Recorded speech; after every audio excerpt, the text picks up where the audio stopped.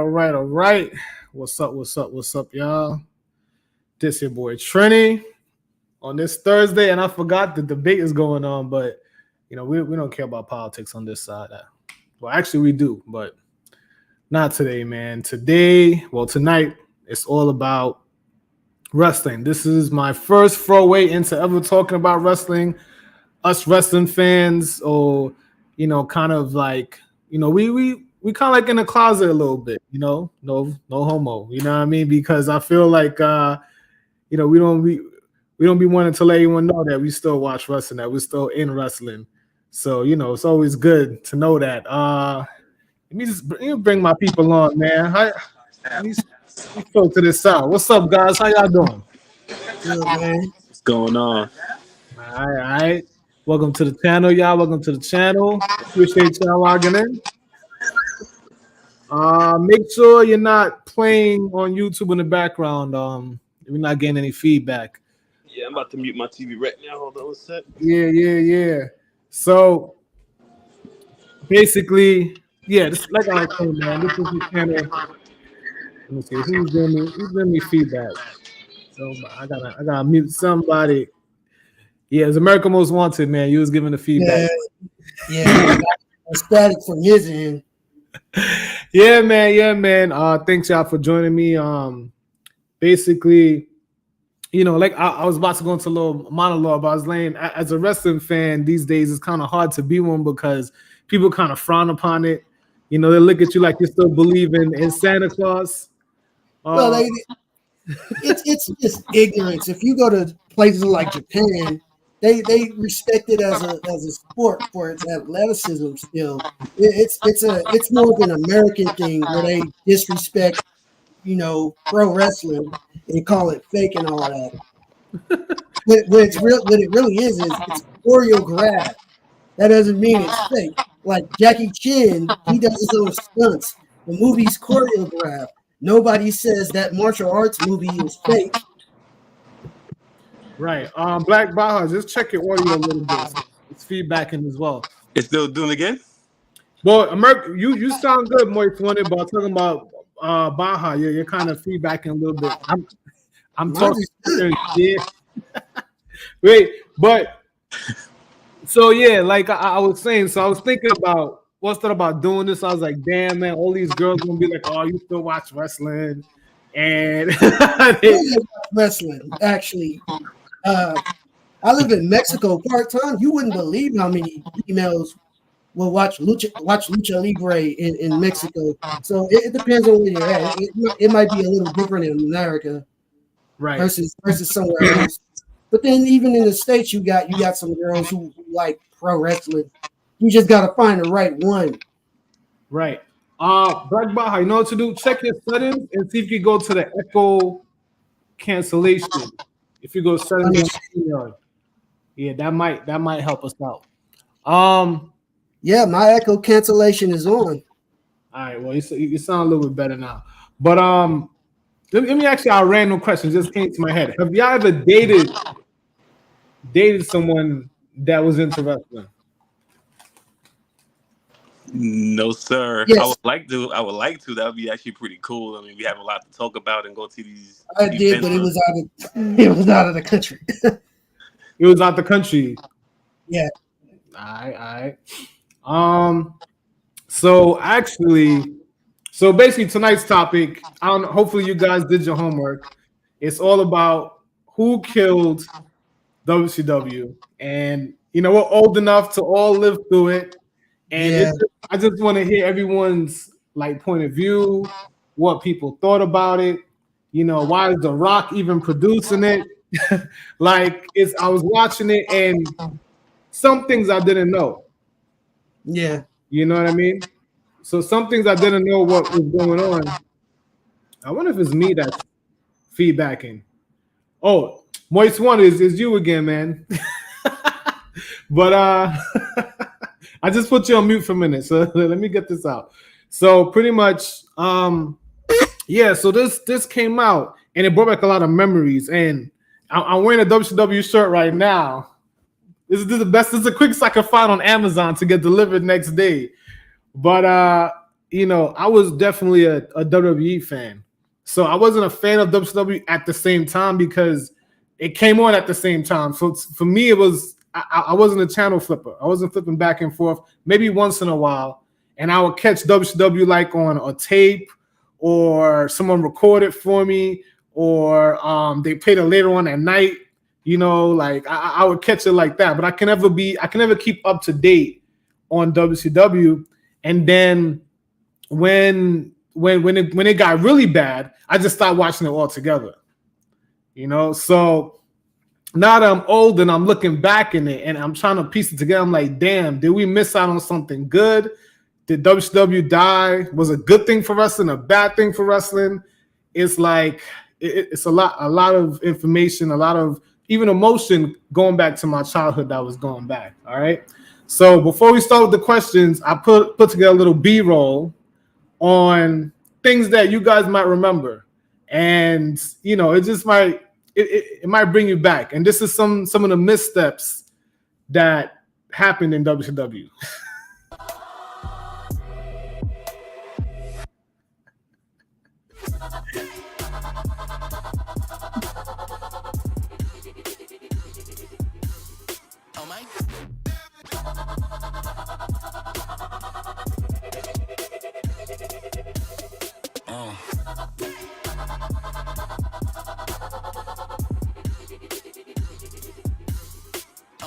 So I gotta explain this one right here. This is when Vince Russo won the title. And he won the title because Goldberg spared him out the cage match. So that's how he won. So just to let y'all know. And we all remember this. All remember that. Finger poke of doom. Finger poke of doom. Yeah, Goldberg almost killed Vince when he did that spear on him, by the way. I missed one. Let me play this one real quick. This was when they tried to copy WWE and they missed. Yo, Conan looks jacked. And of course, Judy Bagwell on the on the pole match. Like that's crazy. That's real crazy. So I'm gonna start with you, Moist One. Let me see if we got your video, man. What did you? What? We good? Nah, we're not good. I have to reset my phone. Yeah. Come back in. Right back. Black Baja, I'm gonna let you go, man. What did you? Give me the thoughts that was running through your mind just watching that back real quick. Yeah, that was memories of like after the first 83 weeks that they were winning the ratings war, and it started going downhill more and more and more as time went on until eventually the merger, the new people involved when it came down to the merger between Time Warner and AOL had new people in charge that did not like pro wrestling and didn't want anything to do with pro wrestling. So then eventually, they were like, man, we got to sell this. I don't want nothing to do with this. And they would have, I'm gonna get to that. But just watching the videos, let me know what you thought about the video. Like, what did you think about? Did you ever watch the Judy Bagwell on a pole? Well, I saw that. Yeah, I remember that. I remember that vividly. Damn, that was over 20 years ago. I still remember how horrible it was. Because in WCW around that time, that's when the matches started getting more and more horrible. And we know who was booking back. Well, who was writing at least back then. Yeah, it was Vince Russo. They had hired him because WWE never really had him on contract. Right. So it's easy to get him. Mm-hmm. They were trying to turn things around. They had just fired Eric Bischoff from being VP. Yeah, I think that was one of the worst decisions that they could do was fire Bischoff. What about the Nash missing the whole blood splatter coming down That's a miscue. That's kind of like Papa Shango missing his cue to come out at the end of WrestleMania 8. You know, it kind of reminds me of Shockmaster also. Oh yeah, that. And even as of late with like Titus O'Neil, how he felt he went under the ring and like the Great Rumble or wherever the case is. What about the finger poke of doom? Yeah, that did not end well. That's when you started seeing signs of it going downhill, because it's like, at least give us a match. Right. It's a main event, and you're not even gonna wrestle. You're just gonna poke the guy and then it's over. And like, no wonder WWE started winning. They gave us a better main event that Monday. Right. And you know what's funny? Me watching it back, because I was a Hogan fan, I don't think the finger poke of doom was a big thing. I didn't think so, because I was disappointed. But me watching it, I'm like, they got us. They got us. They actually made us think that they was going to fight, and they didn't fight. And the whole Wolfpack versus Black and White, I mean, it didn't make any sense, but I was like, I wasn't expecting that. They had no direction. They didn't know how to keep the storyline good. So then it just started getting worse and worse. It was like, okay, they're done. WWE is going to start winning consistently now until they're out of business. So I gotta ask: were you Black and White or were you Wolfpack? I like Wolfpack better because they had Sting in there. I was, as far as WCW went, I was a huge Sting fan. Looking back, I was a Hogan fan and I was a Scott Hall fan. I was a Hogan fan too, because I'm a Hogan fan dating back all the way in WrestleMania 2. Remember that one? I probably wasn't watching wrestling back in WrestleMania 2, but go ahead. The main event at WrestleMania 2 was Hogan versus King Kong Bundy in a steel cage match. Wow. In fact, at that WrestleMania, they had 3 venues in 3 towns. I heard about that. They had a show at Madison Square Garden, one in Chicago, and then one in LA. In fact, the first table spot in WWE was at that WrestleMania. Terry Funk body slammed Tito Santana through a table. What's good, bro? Let me unmute you. You was causing a little feedback. That's unmute you. What's good, game time? How you doing, man? Can y'all hear me? Yeah, I can hear you. I can't hear y'all. Fix your settings, man. If it ain't one technical difficulty, it's another. Well, I try to get people on early. You know what I'm saying? I try to get them on early. So hopefully, that's my cousin. Hopefully he come back on. So to me, just watching that back, like I said, the finger poke of doom, that wasn't a straw for me. I think what hurt the most for me was David Arquette. When David Arquette won the title after Ready to Rumble came out, yep. I think I was done. I think I was like, what are y'all doing? How y'all have David Arquette win the title? And remember, Hogan had the belt for, like, as far as I remember, Hogan always had the belt. Yeah, he played a lot of politics.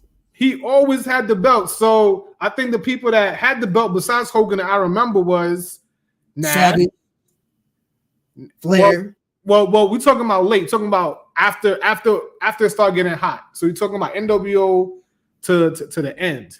Well, so, it was. You might have seen. Yeah, you did see Macho win it like at least one time. Macho won it once. Bret Hart had it. Yeah, but everyone's reign was really short compared to Hogan's at the time. Yeah. And David Arquette has. I'm like, yo, this title don't mean nothing no more.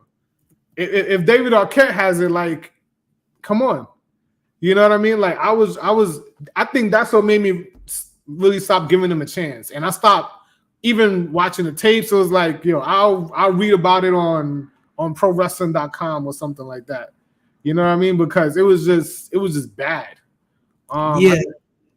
I think what else did it for me was not really the Judy Bagwell on a pole match, but when they had, I didn't have a picture of it, but when Vince Russo cut that promo on Hulk Hogan, right?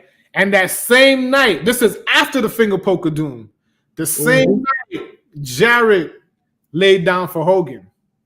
And then he just rolled out the ring. I was like, damn, just exposed the whole business. Because with that one, you wasn't even pretending that, like at least Hogan and Nash finger poke of doom, it was in cahoots. Yeah. What you saw play out right there was like creative control, and then what's his name was talking about creative control and contracts, and the announce table was talking about, oh, this is not in the script. I'm like, yo, y'all exposing the business. Like, what are y'all doing? Why y'all talking about this stuff? You know what I mean? You guys are lifting the curtain, and it's like, yo, like we can never really look at wrestling the same anymore because of what happened that night. Like, you can't pretend anymore. Like, that's what I hate about that whole thing. So that was what you think about the finger poke of doom as well? Or did I ask that already? Yeah, you asked me that one already. What? No, the other one, Jarrett and Hogan. Same thing. I was disappointed again. It's like, come on, y'all did the same thing again, while WWE's storylines were just getting better and better. It's like, come on, y'all can't beat WWE with this BS. It's like, come on, y'all got to do better than this.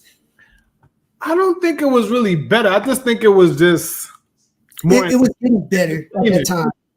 It was just entertaining because you didn't know what was gonna happen, and they were creating new stars. So I think with WCW, it was like same old guys. Yeah, it was like you watching Hogan, Sting. Nash and Hall is my boys. You know what I'm saying? But after a while, they just fought amongst each other, like Piper, Flair, and it was old. It was even. I mean, they still old, but it was even. The opposition was old too. It's like you had to be over 50 to win the title. When WWE did that promo, did that commercial where it had the old people wrestling, that with the Walker, that was hilarious. I was like, yo, they going straight for WCW with that one. All right. So I want to get into did you watch it, by the way? Did you watch Who Killed WCW, all 4 episodes on Vice? Yep. All right, cool. Perfect. Because I really want to get into that because that's what's really recent. And I want to start off with, what did you find out new? Like we lived through it. What new did you find that you never knew before?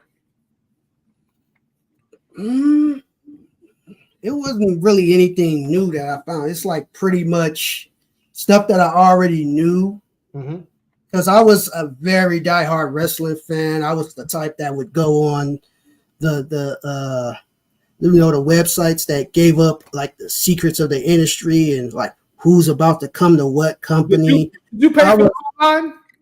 Did Mean Gene get you for the $1.99? No.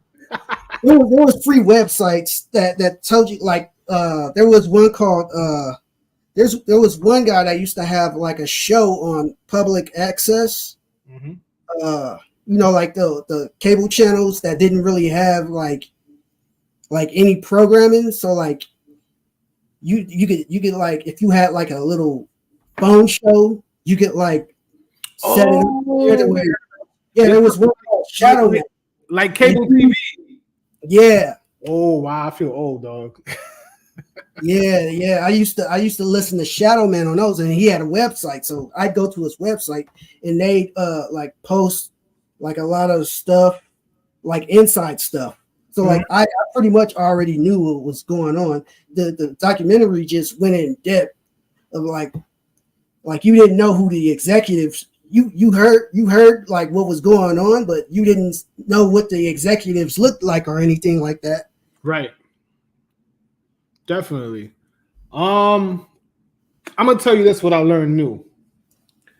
I never knew that Taskmaster was booking. Oh yeah, yeah. Hold on, let me check on my cuz. Mic check, cuzzo. You hear me? Yeah, I can hear you. All right, I hear you. You hear? You we good? Or we not good? Yeah, you're good. We good. All We right, good. all right. Good. We got it in order now. You got it on. So wait, did you watch the documentary at all? I watched some of it. I watched most of it. I think I missed one episode. I couldn't find one episode. That was the last one or the first one? The first one. And I couldn't remember which one was in order. I saw the Eric Bischoff one. The what was the one who took over after Eric Bischoff? Vince Russo, the Vince Russo one. I think I saw part of the one before. I can't remember what order I watched it in, but I saw part of one of those. Okay. But, okay. yeah, So same question to you. Did you learn anything new that you didn't know before? I'll be honest with you, because when WCW came out, I think I was still in Trinity. Mm-hmm. So some of the stuff that I was getting into it, like I was all hyped about it, and when they actually closed down, I couldn't understand why. After watching some of the documentary, it made more sense as to why things happened the way they happened. So for me, it was more like an eye opener, because I didn't see weekly. I would see I might see every other week. I got to sneak upstairs and watch cable because mom downstairs don't have cable. So it was just like one of them things. It was one of them things. So it was just like a new experience for me, watching to see exactly what went on behind the scenes. So you learned a lot then. Yeah, I learned a lot. What was the biggest revelation you think you missed out on?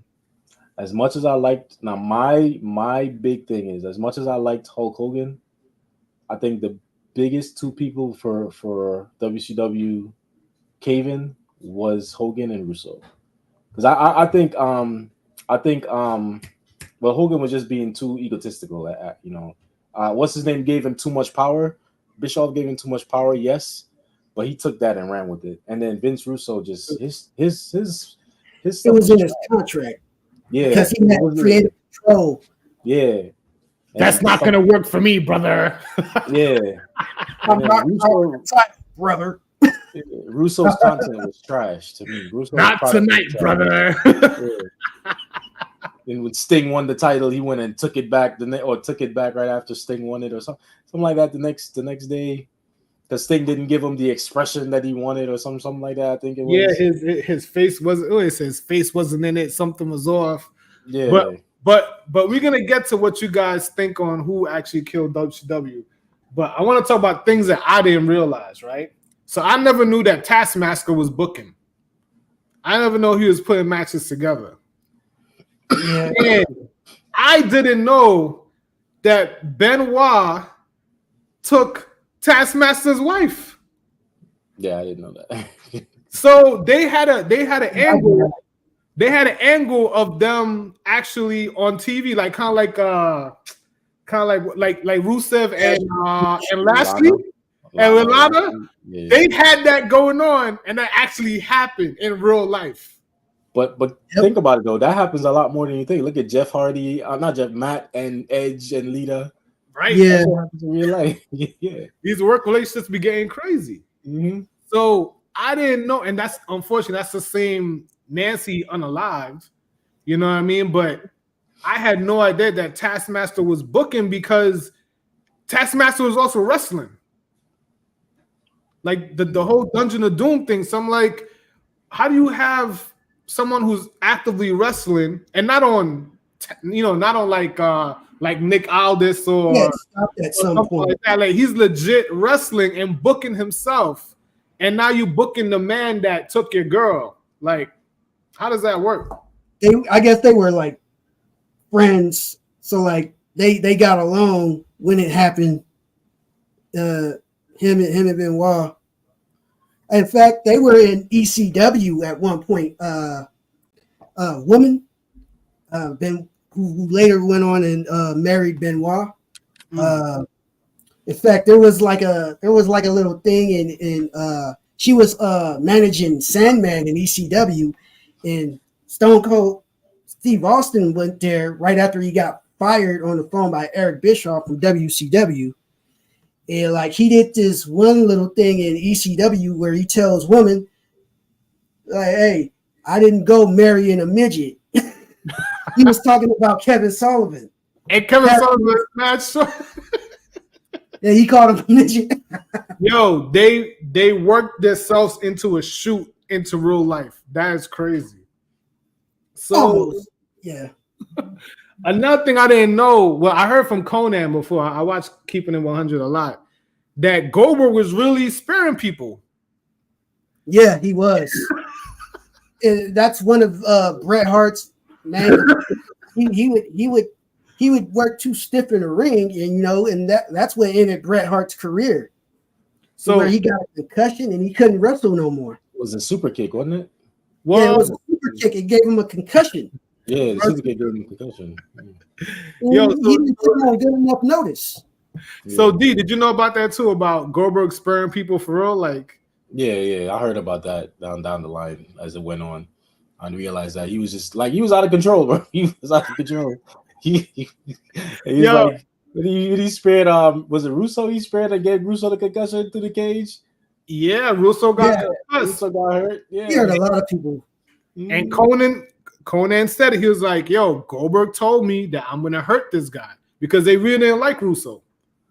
And he became the champ. I guess that's the same thing I played of him being spared through the cage.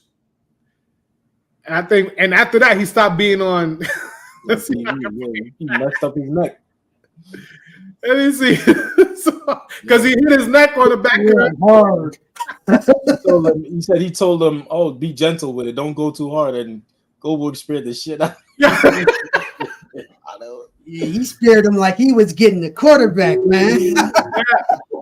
Yo, one of the best parts of the thing was when Bret Hart said, "Yo, somebody forgot to tell Goldberg this is not real." Yeah.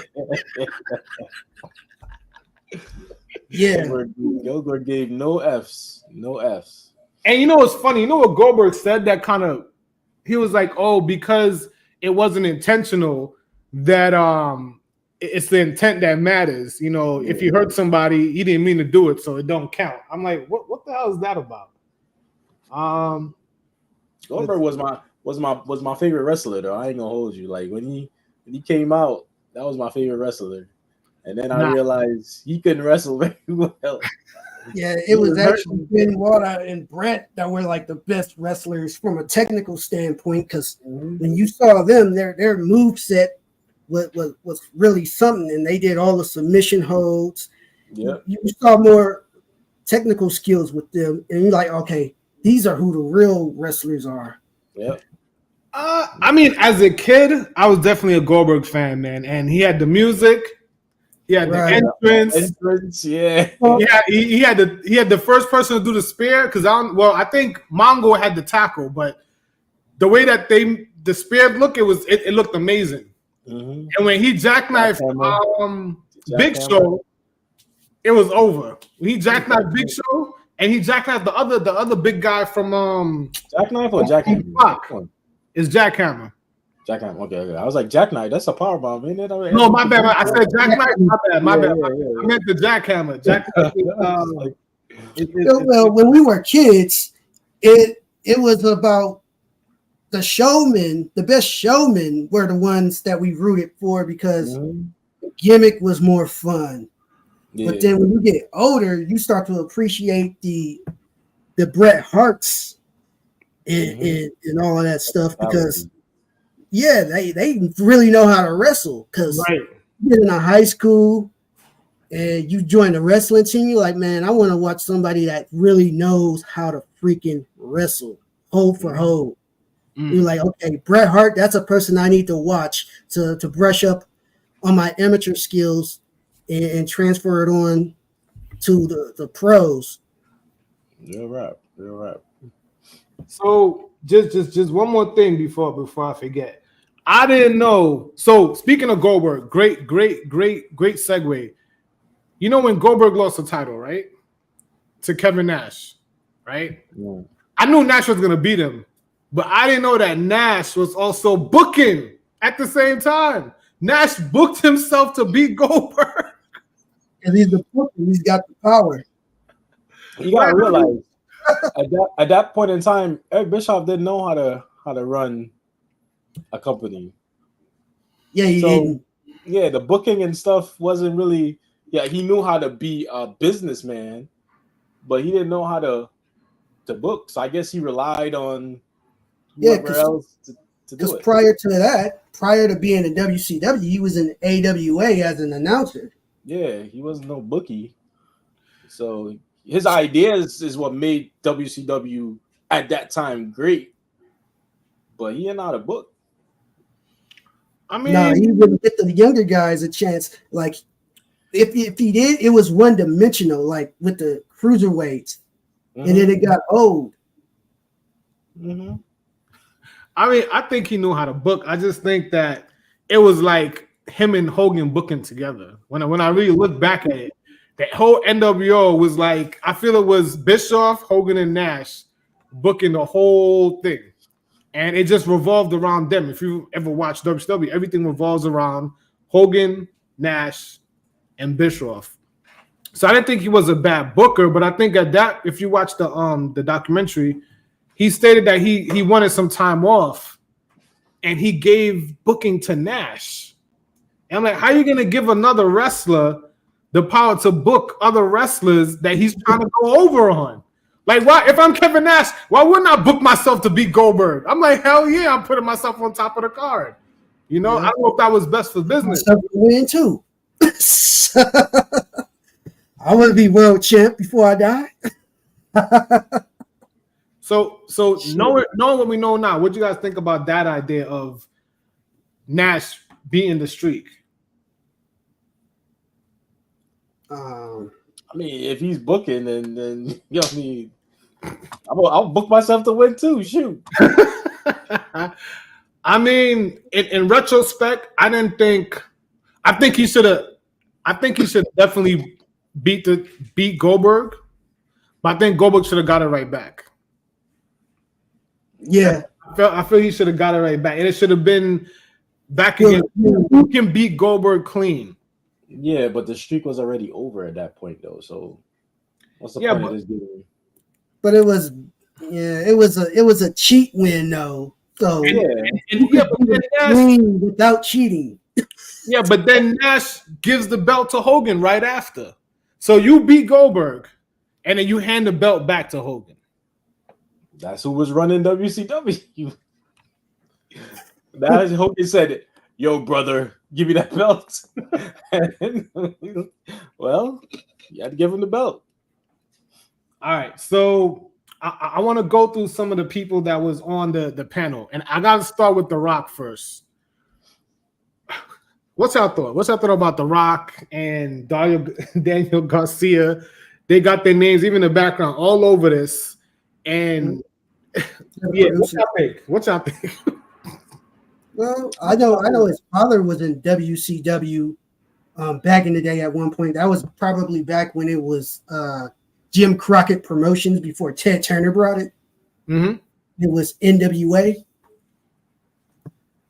So he has the lineage to put out something about WCW, because technically in Hawaii, his grandmother ran a promotion and it was NWA affiliated. So in a way, he kind of is WCW connected from his younger years, but not as like a performer in WWE during the 90s. So what do you think about his commentary on it? His commentary was all right. I mean, he didn't go overboard with anything, and like, not to me. Like, I ain't really talking about something he didn't know about. I ain't paid that much attention to the commentary he was giving. It was like the attraction for me was trying to figure out the WCW part. So listening to him in the background talk about stuff, he was giving props to some of the wrestlers who were there, and I didn't really notice. Yeah, I didn't notice To that. me, it was useless. I rather I know they reach out to Jeff Jarrett. I love to hear from Sting because Sting don't do interviews like that. I would love to hear from Sting and find out what Sting was going on in his head. You know what I mean? But to hear from Rock, and Rock wasn't even there, it didn't make much sense to me. And if you watch it on Vice, every commercial break is Rock, $7 production, Daniel Garcia. Like, why is your wife's name repeated like his ex-wife, I should say? Her name like 10 times. I know they had business together, but it just I didn't get that part. And you kept saying Daniel Garcia. I was like, the dude from AEW, like, right? I was thinking Danielle, his ex-wife. Okay, Danielle, not Daniel. Okay, not bad. It's that's what you think in wrestling. Like, what else? Whose name come close in wrestling? Who knows her? Yeah. All right. So, what y'all think about Goldberg's comments? Because I'm gonna go through everybody on who did commentary. I want to know what y'all think. Thought that shit was funny. Goldberg, like I said, when Goldberg said, he said, "Go soft, don't go hard." He's like, "Stop being a bitch," basically. You go ahead. The wrestling. Come on, you gotta be able to take the hits. Yeah, I thought it was funny. That was funny to me. Goldberg I would have loved to see him show up in pro wrestling back in the 80s when Bruiser Brody was still alive, and watch him try that on Bruiser Brody. He would have left the ring with a pumpkin face. Well, Regal put him through the ringer, so we already know that. Yep. I thought Goldberg was unapologetic, man. Like, he just really don't give a fuck, and I thought he would have handled himself better, but no type of humbleness. Just like he's the best thing smoking, and it wasn't because of him though. I think it was because of the package. I mean, he delivered the performance, but I feel like Eric, even Vince, when he came to W, I feel they built Goldberg. You know what I mean? And 4 bits. And with his limited ability, he can only do he only started doing long matches in WWE. Mm-hmm. And he couldn't do a long match in WCW. So it's like spear, jackhammer. After that. That's what made it like he just seemed indestructible at that point in time. So that's what made him. That was the attention. Right. But then this is real life, and he still thinks that that's him. That's the problem. The problem is not the character. The problem is the character. He says Goldberg is me. If you watch he's like, I am Goldberg. They didn't make me. That's my personality. And like, no, Goldberg, they did make you. This is not your personality. You don't smoke. You don't inhale fireworks and smoke it out. Like, this is, you don't spare people. You don't know what kind of if he's still on that still on steroids. You don't know. Well, I don't know if he's in steroids. I don't know. They didn't have a wellness program back then, so it's a possibility he was taking them. It was looking pretty jacked by now. I was just even looking at I mean, I know Conan is sick right now, but he is. Look how jacked Conan is, bro. Look at the muscles got muscles. And this guy was in Mexico before he went to WCW. This guy was more popular in Mexico than The Rock was in the 90s in the WWE. If you look up Conan, how he was in Mexico in Lucha Libre during the early 90s, when he had braids. I believe it. Shoot, he went and started him. It was him that started the Lucha Underground. Was him with somebody else? He was a part of it. No, that was he started Crash. Actually, Crash does shows in Tijuana. Actually, I've brought in some of my tour guide clients to some of his shows in Tijuana. They're having one I think later next month. Yeah, he still puts on shows. He's had Sabu at his shows. Well, he's also part of creative in AAA. So he books for AAA for sure. Triple Mania, one of the Triple Manias is going to be in Tijuana next month at Studio Chevron. Wait, so Black Baja, you're in Mexico, correct? Yeah, I live in Mexico part-time. Oh, no wonder. So I tour guide people in Baja, California. Nice. All right, we're gonna circle back to that. Eric Bischoff, thoughts? What y'all thought about his contribution to? I think he had one episode like devoted to him. Like, what do you think of how he handled the whole thing? At some point, there was very little he was able to do. He had people making claims on him. He started booking things wrong. So it was like eventually he was gonna be gone. But then they did bring him back, but like not in the same position. So like he did the best that he could for the position that he was in. I mean, he did accomplish beating WWE for like 83 weeks. So you got to give him that. You can't take that away from him ever. That's a hell of an accomplishment because that's something that even AEW is yet to do. Let's not talk about AEW. Let's stay on topic. We're gonna talk about here. So go ahead, Gabe. Bischoff. I already told you. Like I think Bischoff was the best thing for WCW at that time.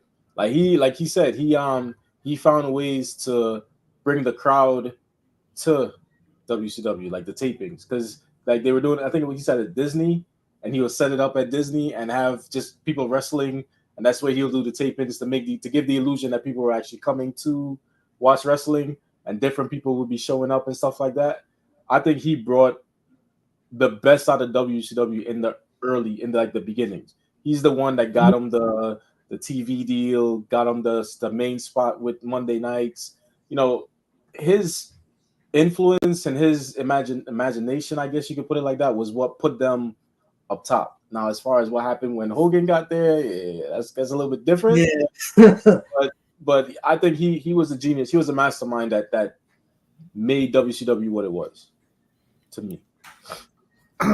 I mean, his performance in the video, I think he passed the blame to everyone else, and I didn't know he got fired. So when the ratings started going down, he puts the blame to everyone but himself. And I think he has to take a little blame for it because of his connection with Hogan, his connection with Nash, he was booking only for them. He didn't really book for anyone else. There was no stars created in WCW. It was all it was just the same 11 or 10 people just going around playing musical chairs. And him passing the blame on everyone else when in reality they fired him because the numbers was going down. But right? Yeah, they were trying to turn it around. It wasn't profitable. They were losing $10 million a year, I think. If the numbers never went down, in my opinion, WCW will still be around today. So I think the time when he did the whole giveaway of Mick Foley and was it The Rock? Mick Foley, The Rock was on Raw for the title. That was the last time they beat WWE. Was that week that they gave it away, and they lost. They won that week actually. Like everybody went over and saw, because like their main event, WCW's main event that week sucked. So everybody, even though he gave it away, everybody still went and saw it. Like, well, you gave it away, but that main event sounds better than this shit. So like they still switched over. I think it goes back to what I was saying though. He is not a booker in the sense that, yeah, what he was doing was good, but it wasn't sustainable. He had to get other people. He needed to get like actual wrestling people in there to help him out, and he didn't. So I agree. Yeah, he does deserve some of the blame. I'm not saying no, but I think him not having that experience was kind of the reason why it just kind of like kept going down, because he didn't know what to do after a while.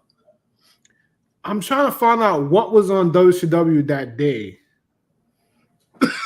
What was the main event for WCW? I think it was Nash versus Goldberg, but I gotta see if I can look that back up. Yeah, I believe the last week that they won was when Goldberg beat Hogan for the title, and then that's when you started seeing WWE win. I'm trying to see what was going on. I'm gonna find it out doing this. What was WCW Nitro's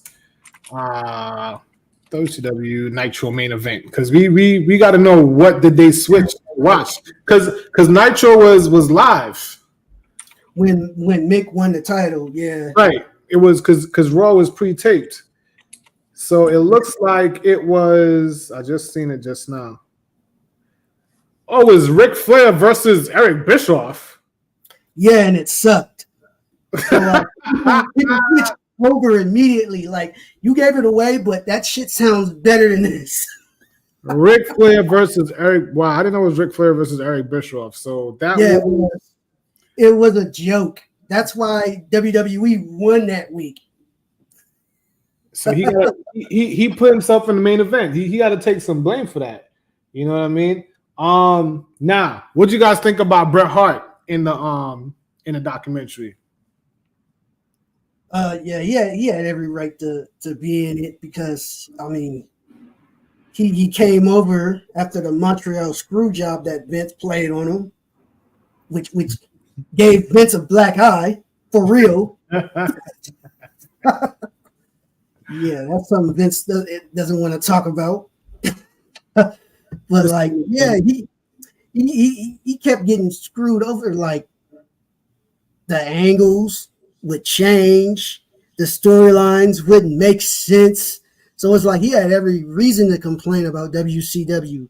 It's like, man, I know he was saying in the back of his mind, man, I'd rather go back to WWE than do with this shit. But I'm gonna write this contract out.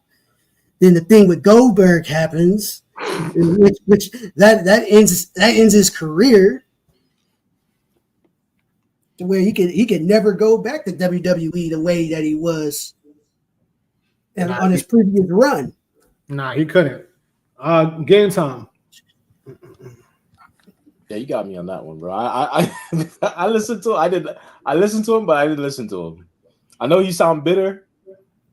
Oh yeah. But yeah, I can tell you sound bitter, but I don't remember seeing much. Yeah, you got me on that one. Listen, Bret Hart, he was the most funniest one. He was like talking shit about everybody. He did not care, and he reminded me of like them old people who unfiltered. He was like, yeah, Goldberg didn't know how to wrestle. They pushed him to the top. Bischoff don't know what the hell he doing. Vince Russo don't know what the hell he doing. He was telling him to do crazy stuff, like stunt stuff, and he's like, "I'm not a stunt man. I'm a wrestler." He's like, every week I'm running in and attacking people. Why am I attacking people? And which is true because I remember watching Bret Hart fight the NWO, and then he joins the NWO. You know it didn't make sense. And to me, they had the greatest. They could have put the greatest story: Sharpshooter versus Scorpion Deathlock, and for some reason they messed that up. Yeah, they did. Big time. Who didn't join the NWO though? Like for real. Even Sting made his own version of the NWO. And Sting was fighting NWO for like 2 years. Yeah, exactly. 2 years straight. Exactly. And the same thing, not to go back to Goldberg, but I felt like Goldberg should never turn heel. Goldberg should have been like John Cena, always a good guy. Mm-hmm. Like when Goldberg went heel, it was like it was whack. I ain't like it. They even screwed up Sting going heel when Hogan went back to being red and yellow in '99. They had the thing where him and Lex Luger bamboozled Hulk, and it was a heel turn. Wow. I don't even remember that. I remember that. That's how horrible it was. You don't want to remember it. All right, and so people were still cheering Sting, and he was the heel. All right, moving along. I'm gonna start with you, Baha. Booker T. What you think about his input in the documentary? Well, he was there from what 93. He was there, I think, Yeah, the longest. Yeah. Yeah, he was there the longest as far as like who was on actively on the roster. Yeah, it never went to WWE up until it closed. Yeah, he has every right to be on the documentary. In fact, he was well deserving of the title when they put it on him towards the end. When he was talking about how I think a little bit after what's his name, the actor David Arquette. David Arquette won the title. He wanted to lose it so that Booker could win it. So yeah, Booker was like pretty much the only new blood in WCW that they were able to just put the title on, and it didn't seem like, well, you got to be over 55 with a senior citizenship with AARP card to win the world title. I like Booker. They came in as the good old boys, him and Harlem Heats. Oh yeah. Oh yeah. I like Booker in this one. He called it was this one time he was doing an interview and he's like, you nickel. And then he called himself. He's like, oh shit, this is when that is history right there. He was what is it, Sexy Sherry? I forgot the manager name. Yeah, and he was kind of promo on Hulk Hogan. And he's like, Hulk Hogan, we coming for you. Yeah. I remember that shit. Yeah. There's a backstory to that. Right after that, Hogan is actually the reason Harlem Heat started winning the tag titles. He pushed them to win the titles after that, actually. There's like a backstory. Stevie Ray was talking about it on his show, where like Booker was like nervous as hell, like right after that, like shows right after that. So then they're in the back with like where there's catering, and Macho Man come up to Harlem Heat. He's like, ooh. He shows up with Hogan. He's like, ooh, Hogan, Booker T called you a nigga. Oh, and then Hogan said something that killed Macho Man shit. He said, yeah, and I'm a good nigga too, Macho. Wow. That's why he thought he could say this shit now and not be canceled. well, he got canceled and now he's back. Yeah. This was in the 90s. I know, that's what I'm saying. Now he's still thinking in the 90s, he's still suffering from dementia. Yo, so hold on, Baha. I was asking Game Time to finish off with Booker T on his thoughts. No, I love Booker T's. Booker T brought entertainment to the whole thing, bro. I love the intro to Booker T. He was still talking about, hey, so they were saying we either gonna work out the rest of our contract after they bought it out. We're gonna work out the rest of the contract, or we gonna sit at home and get paid. He was like, nah, I'm auditioning. Like, I'm auditioning to work for WWE now. So he jumped to WWE and started working, working the matches and stuff like that. Did anybody ever win from the WCW side during that wars? Not really. Because I know they booked them all to like just take the beatings, but I can't remember seeing anybody win. Booker T may have. Because I think he was always outstanding, like he stood out more than most, and he was actually fighting with Triple H and all of them. But I don't even remember. Yeah, that's because people just sat home because they were getting paid more to sit home. Versus if WWE decided to buy their contract out. See, if they would have brought their contract out, it would have been brought out at 50%. So they would have lost half of their money compared to just sitting down at home and just getting paid out off of the original contract with WCW. Yeah, but I thought that's what they were doing. I'm mad I didn't read that part. No. I thought that's what they were doing. So here's what happened. They would pay you 50 cents on the dollar. Yeah. Right? To buy out your old WCW contract. and then they will sign you to a new WWE contract. So you're not going to get all your money. So I think a lot of the big names like Sting, Nash and Hall, their contracts was millions. You know, they're like, yo, why work? Let them see, you know, what they do over there. And when our contract is done, even Rey Mysterio, they all had contracts. So whoever didn't want to give up their contract or who WWE didn't want, they just rolled their contract out. But I think Booker T was saying that the time that you're off, or if you get hurt during wrestling, you could get cold. You may never get hot again. And at that time, he was on the rise. Yeah. So it made sense for him to go. Yeah. But that well didn't even last. Like he tried to come to WCW when his, I mean, not WWE, like when his contract was up, and he had his mom lie for him or something like that, and then they fired him. He only worked like a few dark matches and then got fired. The next thing you know, he's on the Gigolo show. So wait, what was on Showtime. What was you gonna ask? Game Time. He's about to ask something.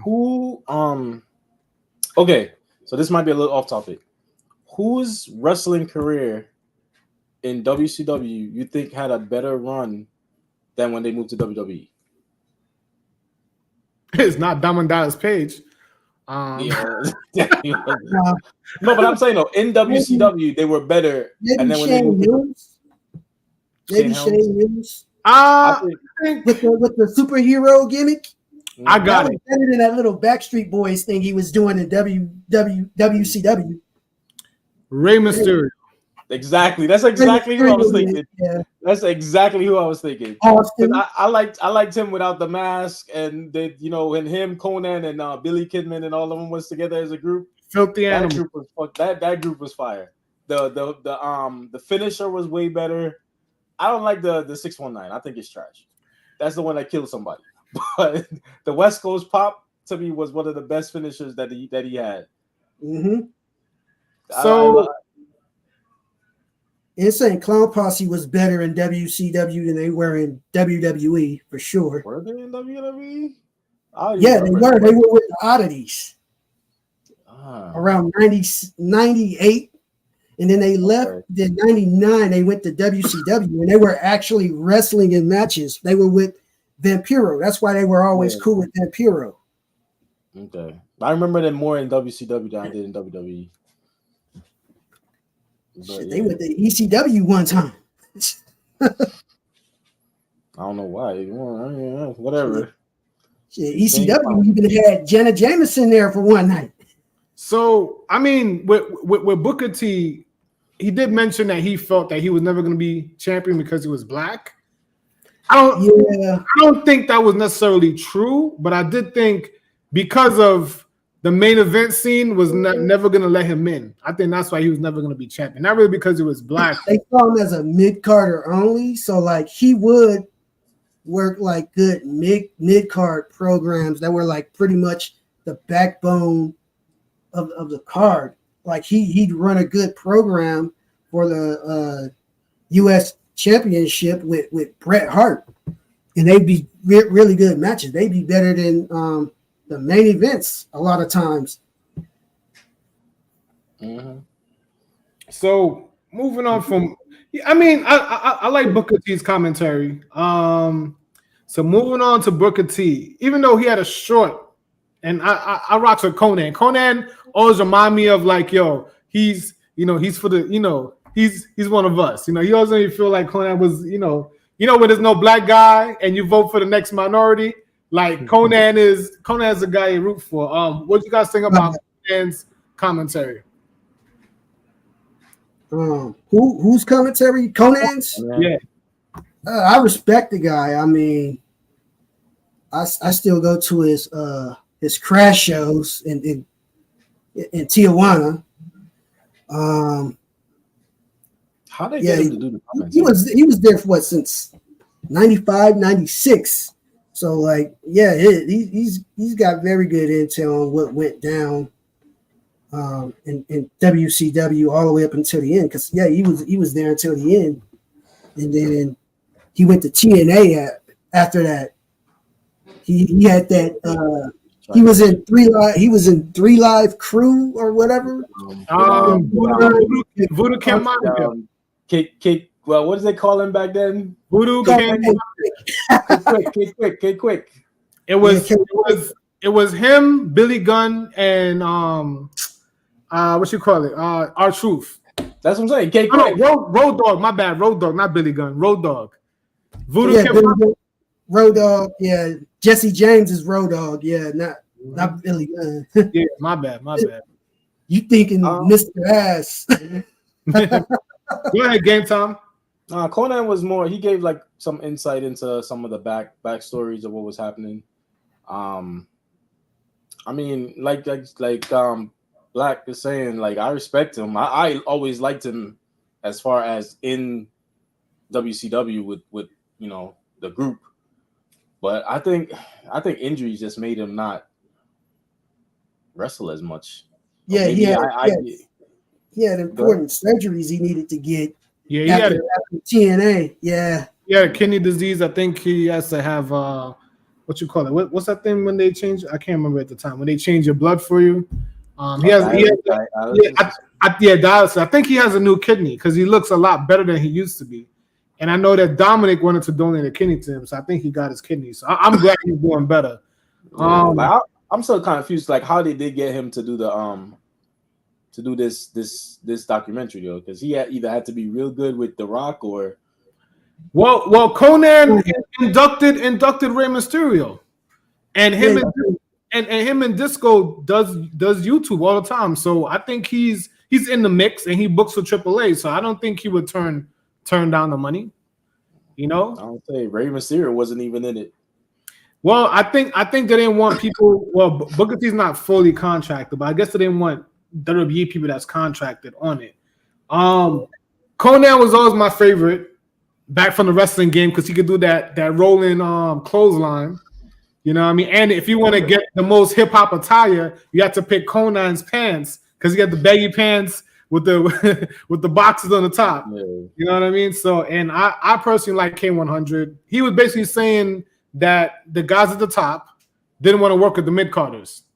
They didn't want to share dressing rooms, and we knew that they were making like 5 times the amount. So if you look at the mid-card, who went to WB and became big stars, adding on to Rey Mysterio, Chris Jericho. Yep. You know what I mean? Chris Benoit, even though we can't really, big him up like that. You know what I mean? Yeah. That whole group, Eddie, Chris Benoit, Dean Malenko, and well, Dean Malenko and Saturn was entertaining. I like Mop. Moppy was hilarious. He came through and he wore the dress. He was better in ECW as the Eliminators. I remember this guy had an injured leg. There was this angle where Shane Douglas was having a scaffold match. So they show up, the Eliminators show up, and Perry Saturn still does an elbow drop from 20 feet high up in the scalpel with the injured leg. ECW was something else.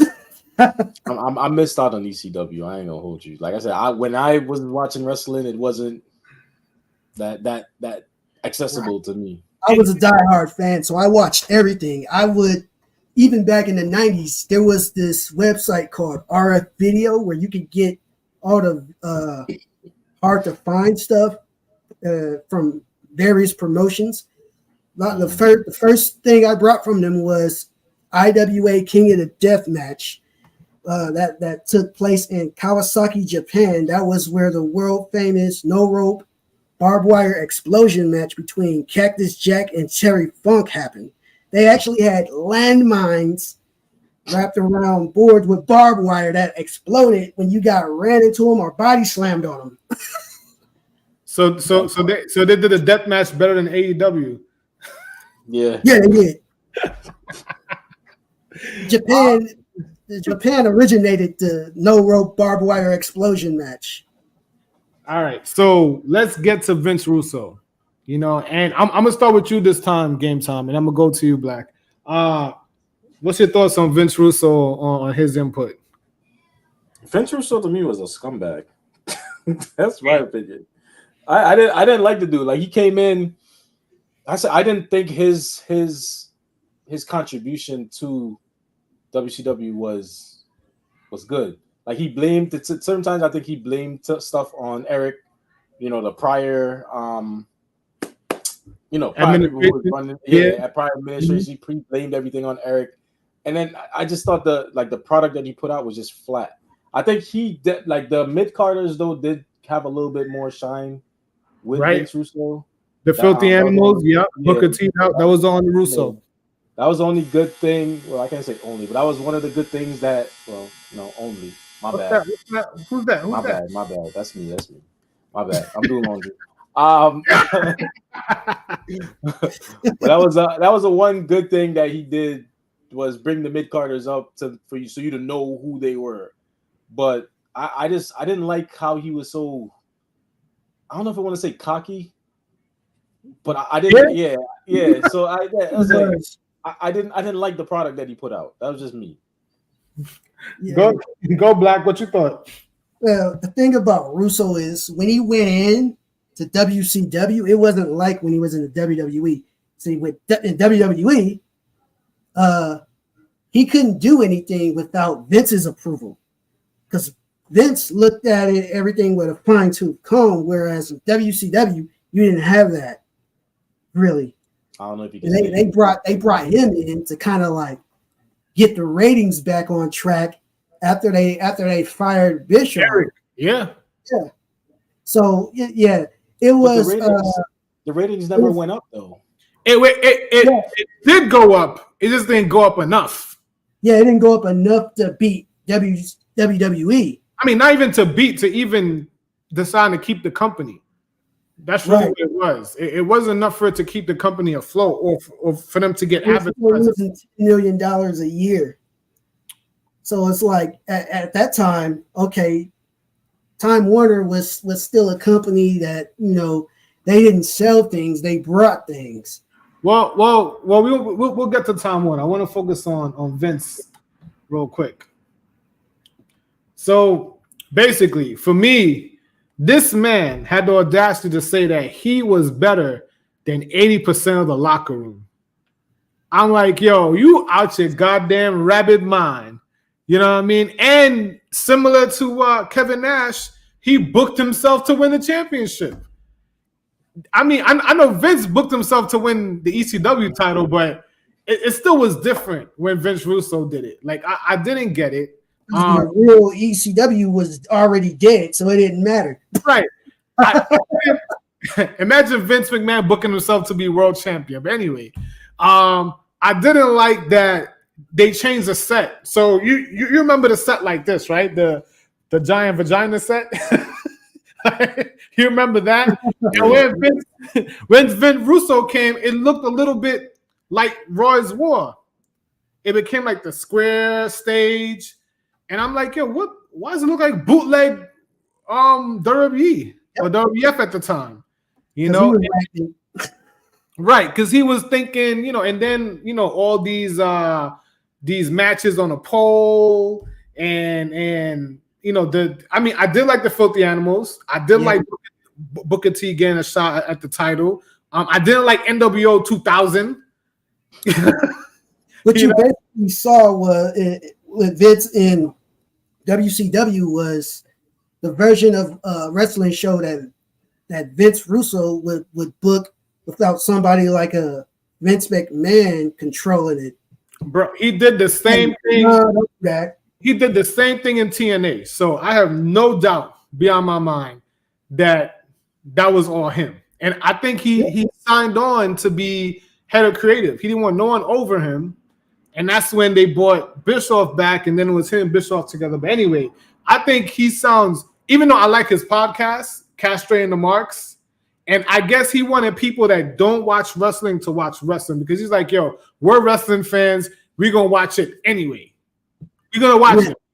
We already got you. You ain't going nowhere. So he was always trying to do things like Jerry Springer. You know what I mean? And his whole thing with David Arquette was that it was on the newspaper the next day. You know, it's like, oh, well, we're on USA Today the following day, and nothing else we did would have got us on mainstream media.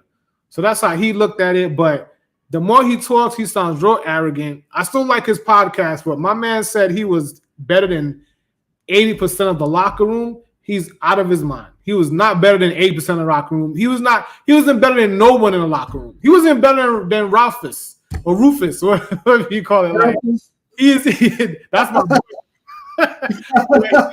He wrote out of pocket today. And better than Gilbert.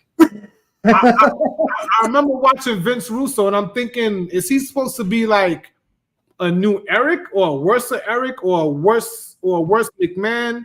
But I never really. I mean, I guess he's supposed to be a heel, but I didn't get why he was on TV so much. That's why I didn't get. He was too much in the mix to just join the company. He wasn't able to do that in WWE. He was an on-screen character in Derby. Like, I don't think he ever was on TV. No, he just looked. That's what happens when you give him all storylines. Him and Ed Ferreira. Ed Ferreira, right before he started, he was part of the creative team with Vince in WWE during the Attitude Era or prior to. He was a writer for a show on USA Network, an animated one called with this duck or something like that. I forgot the name of it. Duckworth, I think. I used to watch that. Yeah, that was Ed Ferreira.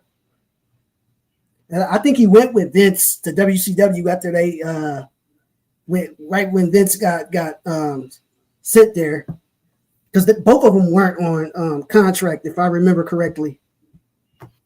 So back to Vince. You was about to say something, Game Time? No. I was just saying that's what happens when you give somebody too much power. Yeah, I think to Black's to your comment, and most people will say this, Vince Russo is only good as Vince McMahon to filter him. That's pretty much what people think and know. Is like the Attitude Era is only great because Vince McMahon and Vince Russo together. Didn't they try to bring the Attitude Era? My bad. Didn't they try to bring the Attitude Era to WCW? It got more vulgar and shit. That's exactly what he did. That's exactly what he did. But it was unfiltered. And because of that, they lost a lot of advertisers. And that's also when they had the people from what is it called? Pores in Practice or whatever, the FCC or whatever was telling them they can't say this, they can't say that. And USAA at the time was more, you could get away with saying a lot more on USAA. Mm-hmm. On the USA channel. I'll say USAA. You could tell, I'm going through a claim of my goddamn insurance. But but you could see that it became a WWE light. If you ever watch the Vince Russo era, it's almost like WWF, but it's just wrong.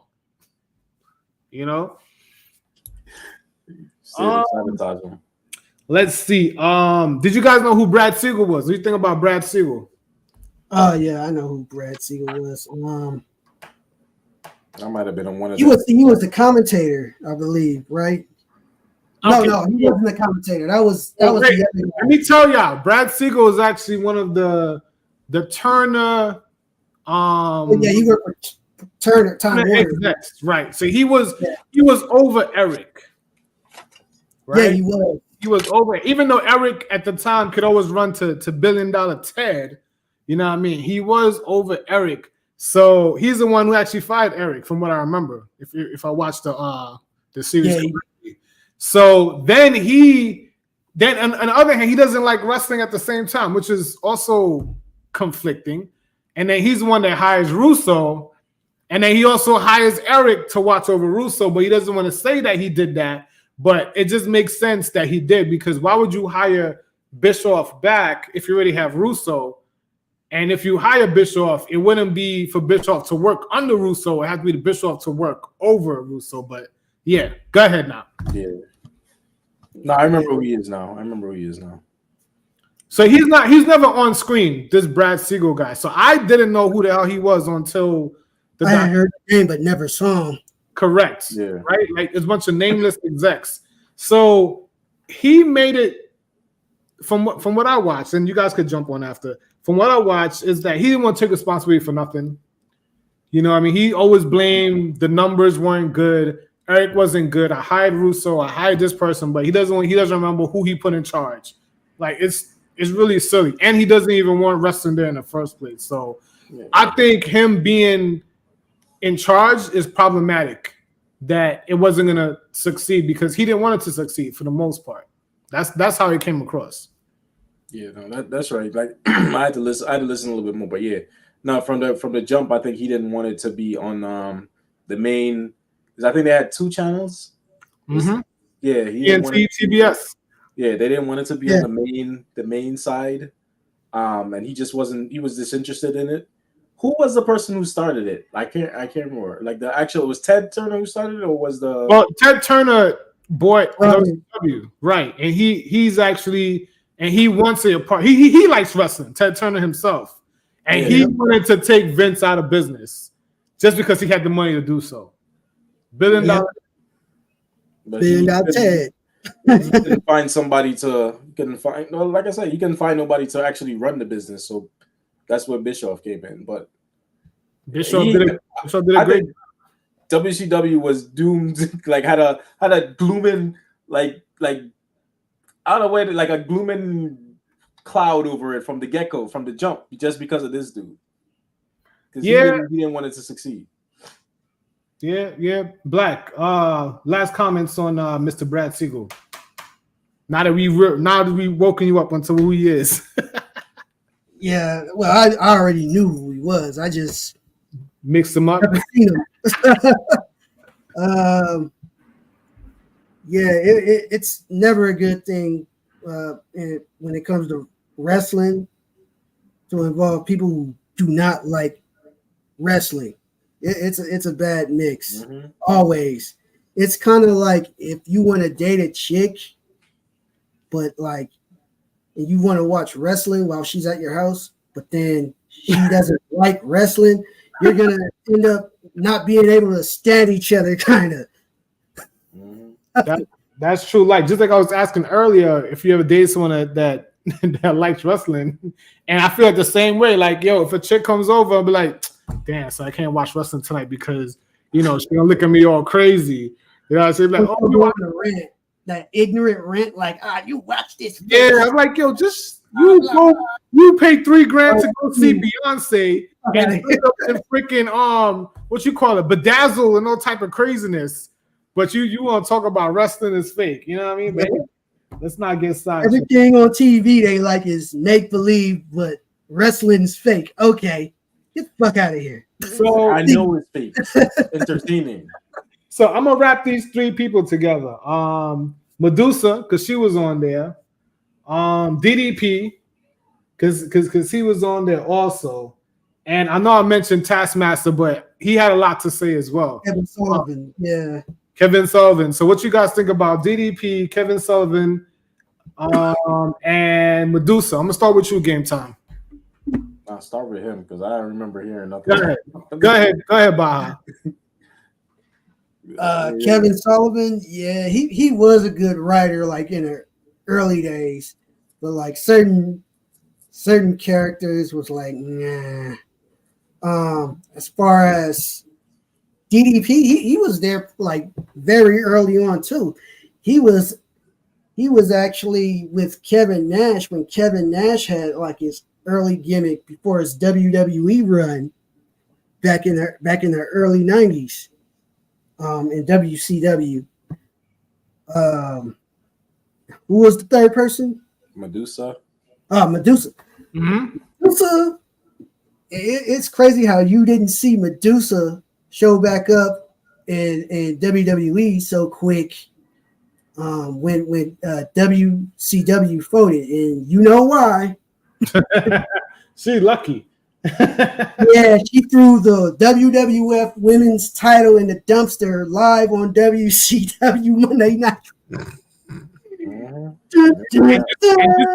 There's a reason why we have what you call it what's that clause called? Non-compete clauses when people get fired because they want you showing up like Lex Luger on Raw and Nitro at the same time. Yeah.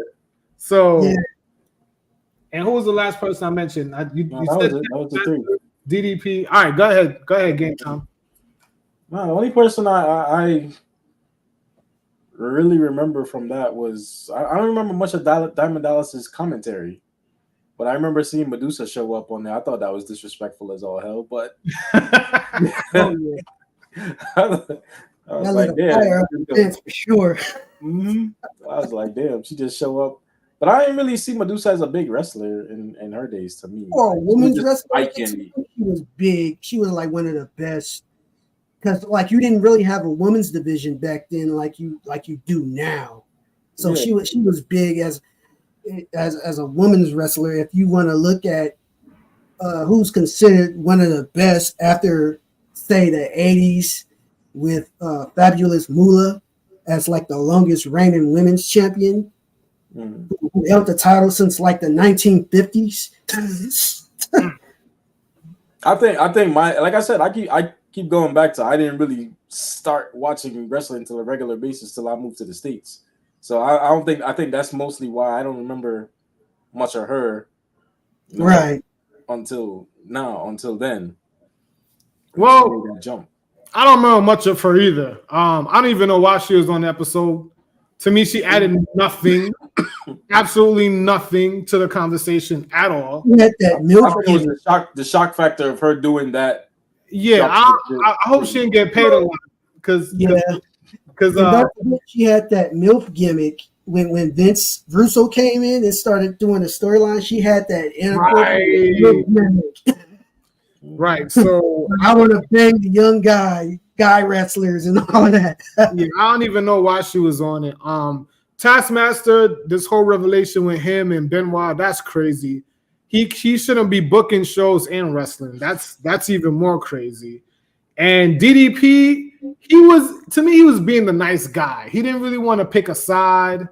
And I think he was just saying nice things all around. And he didn't want to say that Eric did this and Vince did this. And I didn't think he was vocal enough about Arquette winning the title when he should have won the title, technically, because it was a triple threat, if I remember, on the triple cages, which sounds crazy when I'm thinking about it. But it was a triple. I think it was a triple threat, triple cage match. It was a cage upon cage upon cage, just like the. And then somebody got hurt falling off of that. That's the top of that. Crazy. So I'm gonna say one more name, and then we're gonna go into what we think killed WCW. So Kevin Nash, what do you think about his comments? I think he was straightforward, bro. I think he was shooting from, like you said, you want to hear what really happened, and you want to hear bullshit. I was telling it like it is, but he was telling like it is, but not really telling his actual. Like I never really hear him blame any specific person. And that was the weird thing. Like he said his commentary was great, everything was good about it. He explained everything, how it happened, how the rundown was, but he did not blame one person. I think that's because he knew that it was their fault. Like literally by them being the bookies, it was their fault. So that's my take on Kevin Nash. Like short and sweet. Go ahead, Black. Yeah, he was pretty straightforward for what he was saying. I noticed he had maybe 1 year left in his contract when WWE brought him out. That's why he showed up not too long after it folded. Well, they all showed up together. It was him and that showed up together. It was a good, at least, when was No Way Out? Yeah, it was like 8-9 months after it got brought out, and then they started working on an angle to lead up to their WrestleMania matches the following year from when it was a year later. It was 2002. So it was it could be 9 months. You could be right, but it was close to a year, right? Something close to it, and then that's when they started building a feud. Okay, We'll build feud with Austin and Scott. We'll do the feud with Hogan and Rock. So it was actually that WCW run from I think what was it 95, 96 all the way up until it folded. That was Nash's second run actually. His original run I think was around about 90 till 93. Then he debuted in WWE as Diesel with Shawn. Mm-hmm. But what I was going to say was I didn't realize that he was Big Show before Big Show because he had so many like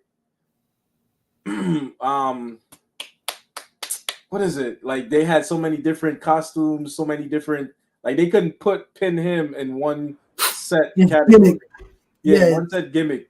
Like he was like the Big Show before the Big Show. He was either a heel, face, heel. He was a wizard before the odds. WWE. Odds, yeah. I didn't realize that until I saw this. I was like, that's weird. But yeah, that I don't know. Okay. So I was just having like a freaking allergy attack. All right, so to round it up, to end it off for the night, I want to get everyone's thoughts on who they think killed WCW because the documentary didn't really answer it. It kind of gave us like 5 different people, but they never really answered it. And the last episode, they kind of blamed AOL Time Warner because even when they merged, they was like, yo, we don't want wrestling anymore. And even when Eric tried to buy it, they took away the TV time. So what are you guys thoughts on who actually killed or what people killed or what events led to it going down? It was a combination of different things. I think that is what killed it. Okay, first the ratings going down, them firing Bischoff, them not booking very, very good main events, them not pushing the younger talent to the point where WWE started doing it, and then they got bigger. And what also killed it is the Time Warner merger, where you had Brad Siegel that didn't even like wrestling, and then when the merger happened, you had other people from Time Warner that didn't want wrestling on the schedule anymore. So then it got to the point to where, okay, you could sell it, but we don't want anything to do with it. We don't even want the programming on our stations anymore in a relationship. So it was eventually gonna just end right there. That's what killed it. What you think, Game Time? Vince Russo. So I really blame Vince Russo, Hogan, the booking for the most part. Because after a while, they got stale. Let's be real. Like, there's only so many NWOs you can make. Red, yellow, green, pink, whatever you want to call it. The original. So many NWOs you can make to try to revitalize it. And then the Brad Siegel, like he's the main one. He's that cloud that didn't want it from the beginning, and I think it was doomed to fail from the start. But main person would probably be Brad Siegel, and the other guys from Time Warner, that hated wrestling. Mm-hmm. But he was Brad Siegel was the most outspoken about it though, because he didn't want to put the time into it. Like Bischoff had to go above him to actual Tom to get TV time. Tom brought him in and said what is going to do to make it successful. So there was somebody there trying to make it successful, but I think Brad is the one. You're talking about you said Tom. You're talking about Ted. Ted Turner. My bad, Ted Turner. Once Ted wasn't in the picture during the merger, that all changed. No, they gave him a nice corner office, but he don't got no power no more. Yeah. They gave it to him in New York. He ain't even down south no more. Right. So yeah. Go ahead, Game Time. I don't want to cut you No, off. I'm saying that's basically who I think. Brad Siegel was the beginning, and then Russo just like knocked everything off. But by the time it was time to bring Bischoff back, it was too late. Yep. Already too late. Well, I'm gonna say that I forgot to mention my thoughts on Kevin Nash. Kevin Nash said that he was high, by the way. And to me, Kevin Nash, even though sometimes I watch his podcast, he always seems to be not really telling the truth. He comes to me very like he's hiding something and he's pretending like he's telling you what's happening. But I think he's just covering for his friends. And I think his status was him, Hulk, and Eric never did nothing wrong. And that it was all WCW upper management and corporate that killed WCW. That's kind of like what I got from what he said. He made it seem like Bischoff, Hulk, we changed the game, we changed wrestling. They actually started Attitude Era. And to some respects, they're right. They kind of did start the Attitude Era because WWE came after. And you know, we can't pretend like DX wasn't the answer to NWO. We can't pretend that's not what happened. But ultimately, I kind of agree with you, Game Time, that the booking is what killed WCW because if the ratings were still up, I believe that even if AOL Time Warner wanted to get rid of wrestling, it would have been doing so much good on the ratings that they would have to keep it. And I think Eric he got too full of himself and he got overconfident. Because if he had kept innovation up, because I remember watching the first NWO NWO promotion. So I didn't get the whole skit. I could find my skit later. But I even did a whole NWO skit and I was imagining myself doing one and it was like the whole black and white and Hogan talking and they're talking chopped up and this message brought you by the NWO. You thought it was a whole different company. Like if he kept the innovation, having wrestlers use their real names, you know, had Nitro Girls, you know, he had what's his name? That guy who does Let's Get Ready to Rumble. Right. If they had kept the innovation, I forgot his name, but he does it for boxing, right? He does like a couple minutes. There you go, right? If Michael Bucker. Right. Bruce is the brother. Right. If he kept innovating instead of just making sale, it would have been better.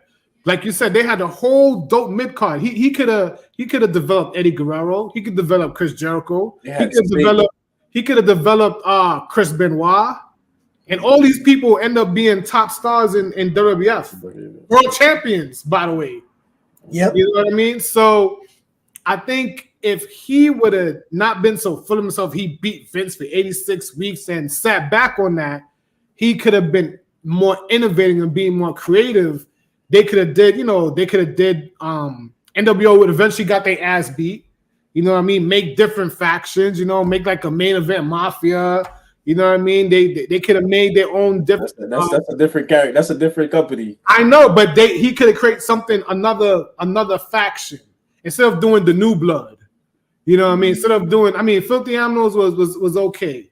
You know what I mean? Instead of doing LWO, instead of doing the Millionaires Club, that was trash. The Millionaires Club was trash, bro. Like, why would you do that?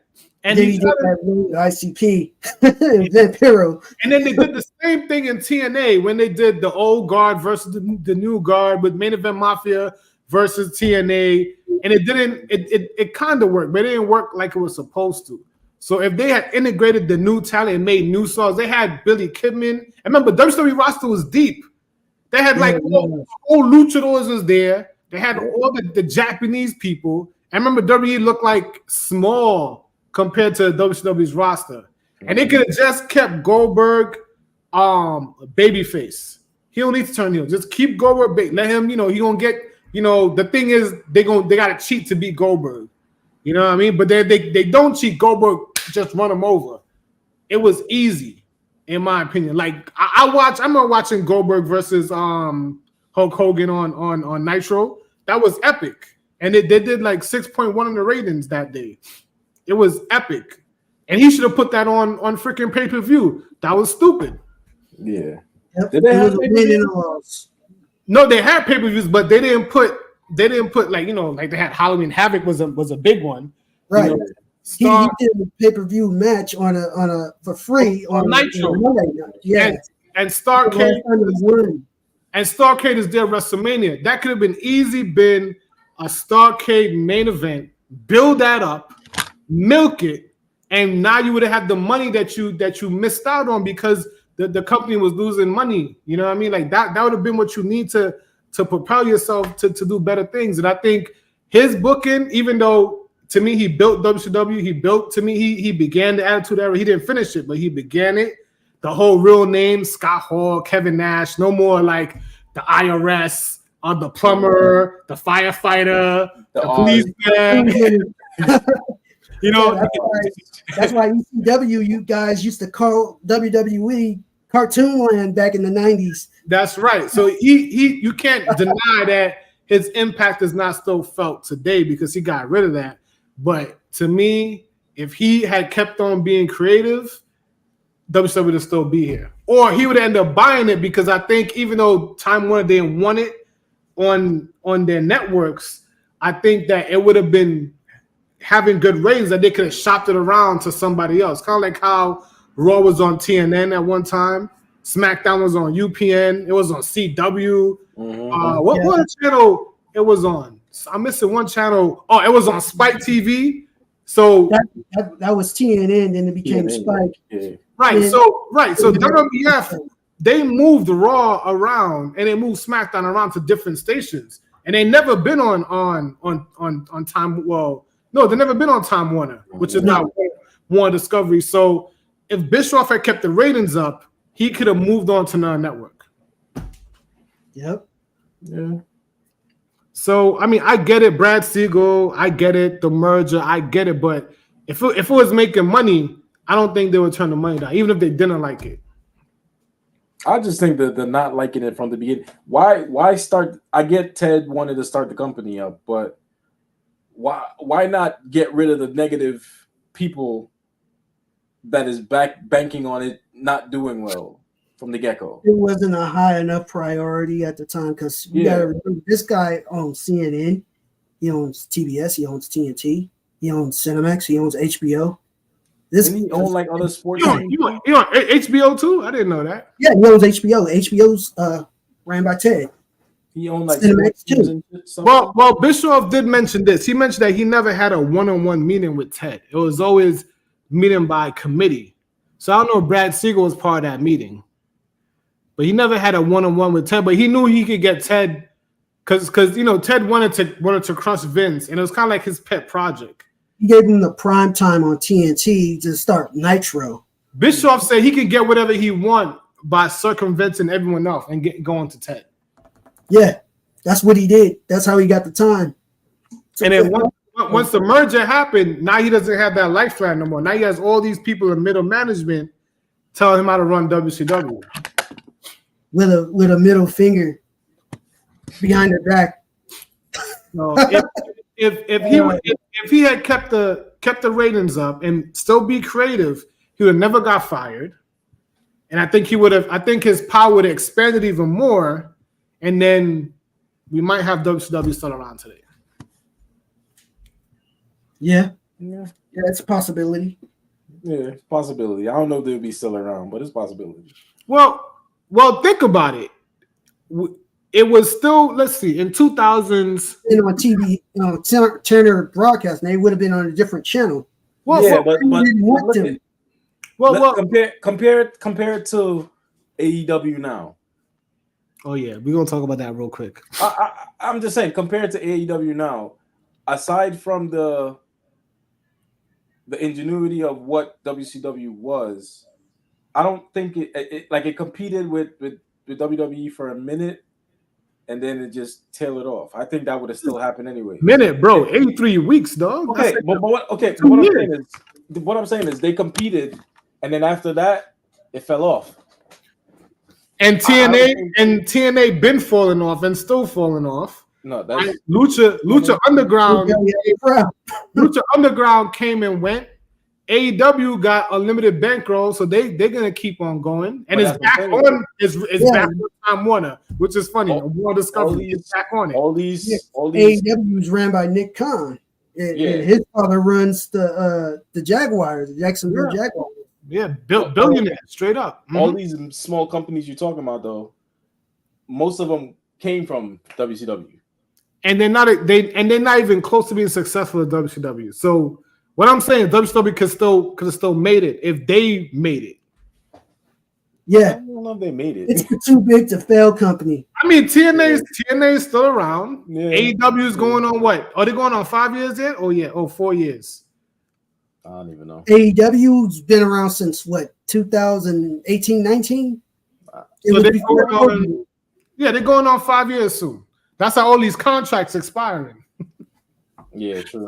So let's wrap it up with the final discussion. Let's talk about AEW. So since we got brought up, Game Time. I'm gonna go with you first. So you want to flip it to Black? I don't even watch AEW. I ain't gonna hold you. I don't even watch AEW. I mean, I started watching it for a little bit. It was entertaining, and then it just kind of so like what? Wait, before you go, Black. What was the finger poke of doom for you to start watching AEW? What make you not want to watch it anymore? It became AEWWE, if that makes sense. Like I was just seeing the same wrestlers that were jumping ship from WWE to AEW and just seemed like the same thing over and over. Like it's just like the same people. They're not making. They claim to be making new stars, but they're not really making new stars. And you're just seeing like WWE people coming and winning the title. They're running with the title for a good couple months. And then they try to give it to AEW original. If they give it to that AEW original, it doesn't, like Hangman Page. He didn't intrigue me. Like, let's be real. Hangnail Page. He did not intrigue me. Did you see his match with Swerve Strickland though? Best match, one of the best hardcore matches ever. But but look how long he's been with the company. Swerve just got there. No, he's been there for Swerve been there close to the beginning. Swerve was not there. What are you talking about? Swerve he was in WWE, but then he got let go like a year later. He's been there. I'm gonna tell you when he got signed. Hold for on. at least a little over a year. Let me Google it. Swerve signed. He's been there for a little bit over a year. AEW. Let's see.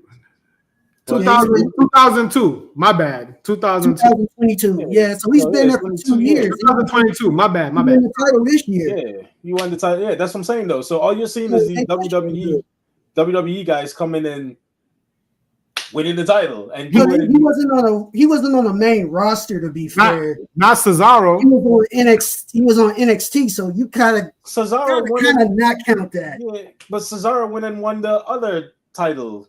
Like at one point, what do they call it? Blackpool Combat, whatever they all had titles. They don't have any titles. They all have titles. It's still a thing. Yeah, it's still a thing, but they don't have any titles right now. Not right now. No. What's his name? Is it heavyweight champion? No. Isn't what's his name? My man Dean Ambrose. Moxley. He's a champion for. Yeah, he's been champion twice. Isn't he the IWGP World Heavyweight Champion? But that's not. Yeah, he is. That's Japan now. That's Japan. That's not even. AEW count all the titles, bro. They count all the titles. Yeah, because they opened the Forbidden Door. Yeah, which that's going to be this Sunday. Go ahead. I like the Forbidden Door, but I don't like it because I don't know none of these people. You got to start watching Japan, man. On what? So, Black, tell us where can we watch NGPW? New Japan Pro Wrestling. Yes. There's quite a few sites that I go to and watch it. They post the show. It's like back in the day, bootlegging pay-per-views. Bro, it's like watching ECW. You got to be up 4 a.m. Yeah. You got to find access. No, you can watch them live. You can watch them live as they're actually on. There's a site called WatchWrestlingUp.org where you can live stream like from all the events: Ring of Honor, TNA, WWE, AEW, New Japan Pro Wrestling.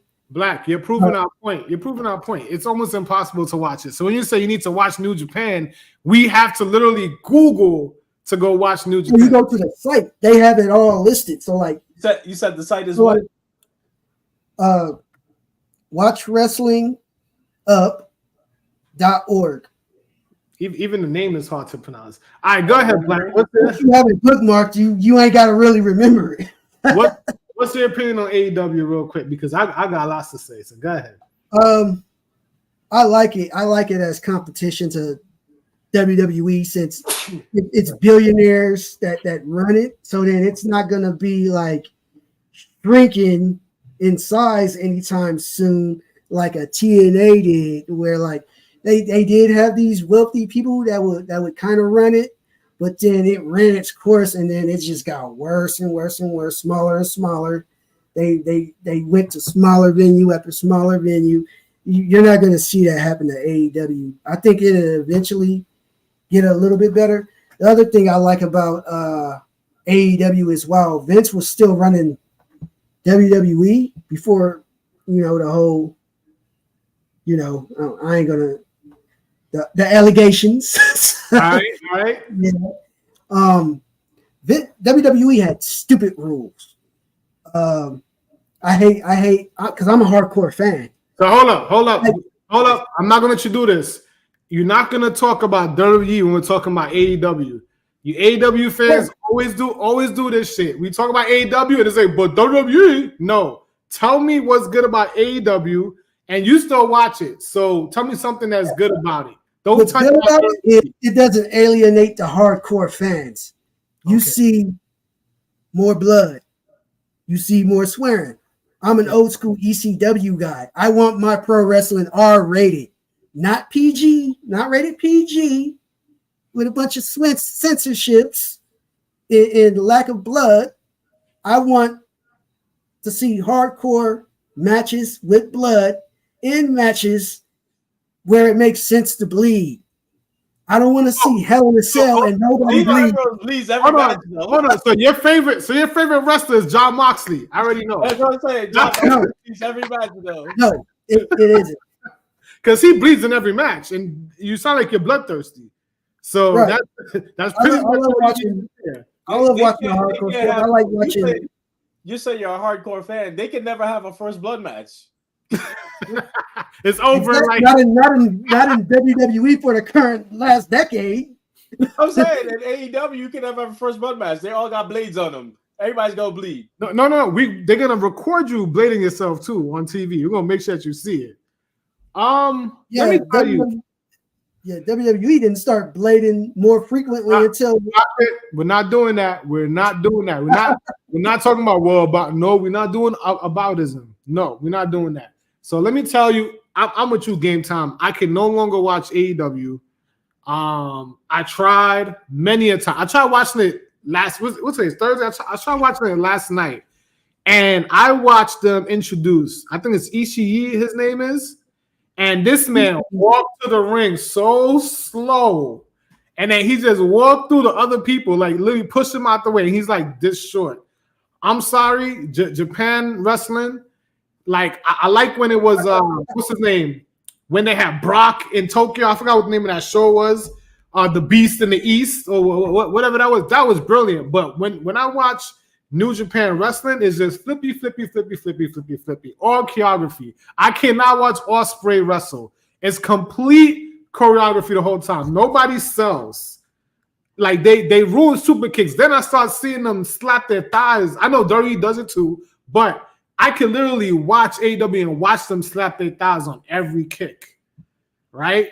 And then on top of that, they stopped doing storytelling. When it first came on, they had like the whole Elite, and it led into this storytelling, and they had MJF with CM Punk, and they had MJF and Jericho. Just started though. MJF and CM Punk, that's more recent. Right, but I'm just saying they had it was watchable. It was now it's not watchable. Yeah, yeah. You know, and the story with MJF and Adam Cole. Adam Cole baby. that went to shit after Adam Cole got. No, they had a good ending. Stop it. No. I like the turn. Tell us the good It turned out to be Adam Cole. Tell us the good ending, Black. Tell us the good ending. Let me hear it. Y'all didn't see that pay-per-view? Yes. I watched it on YouTube, but go ahead. It was predictable. No. Tell me the good ending. Let me hear how it ended. Everybody didn't think that it was going to be Adam Cole that was going to be the mystery guy, though. Who else would it have been? It could have been Samoa Joe. Jack, but I mean, it was going to be Samoa Joe. The fact that Samoa Joe was in on it was the surprise to me. But there's no way I would have thought it would have been Samoa Joe. And I think what wrestler was like a free agent that Dolph. Yeah, Dolph Ziggler. Yeah, it could have been Dolph Ziggler. Dolph was the only free agent that you could probably think about being, but then that's not Dolph though. So it's like, who else would it be? Listen, on top of that, these people messed up Miro, messed up Powerhouse Hobbs, messed up they ruined Daniel Bryanson for me. They ruined Edge for me. What's that guy who beat MJF and nothing happened? Yeah, the bodyguard dude. Samoa Joe. No, Samoa Joe. You don't remember? No, not Samoa Joe. The guy who does the symphony. We didn't even know his name. This is horrible. What's his name? The one he was. You mean that one that was his bodyguard? He's part of the kingdom. This is horrible. But he hasn't been a bodyguard for so long. This is how bad. I forgot his name. This is how. He ain't been in storylines lately. So it's like they put him back as a bodyguard, and he was almost over again, and they put him back. They put him back in the what's his name, Adam Cole's group. I gotta look up the members of the freaking Undisputed Kingdom now just to get this. Is he still part of the Undisputed Kingdom? I didn't see him last night. Yeah, I heard him trying to get out. And look at Brian Cage. They messed up Brian Cage too. Brian Cage, yeah. Brian Cage was a beast. They're not even doing anything with my boy Scorpio Sky no more. Wardlow, that was his name. Yeah. He's still alive, Black. Yeah, he's still alive. Shit. Scorpio's still alive. Shit. He's still alive. But that's what I'm saying though. The only people who are getting shine is WWE people. Aleister Black. Even Buddy Murphy's getting more shine than most. Sky really is the only one that, like, he was the first TNT champion who wasn't a WWE guy. The only thing he had related to WWE was like in a skit between like Daniel Bryan and Kane. He didn't even have like a wrestling gimmick. Who's that? Wait, who you talking about? Scorpio Sky? Bro, nobody important, bro. Ain't nobody came on no damn Scorpio Sky. No, he's the first TNT. Even though he's a black dude, I get it, black power and all that, but ain't nobody. I went to school with him, so it's different. You know what? I know him. Bobby, we gonna get to that. After this, we're gonna get to that. I want you to talk about your history in wrestling and stuff like that. But a little bit. let me just add to this. Ring of Honor. I think Ring of Honor was the last straw. Everybody has a belt, and I don't get it. Everybody has a belt. The FTW Championship run around. I get it.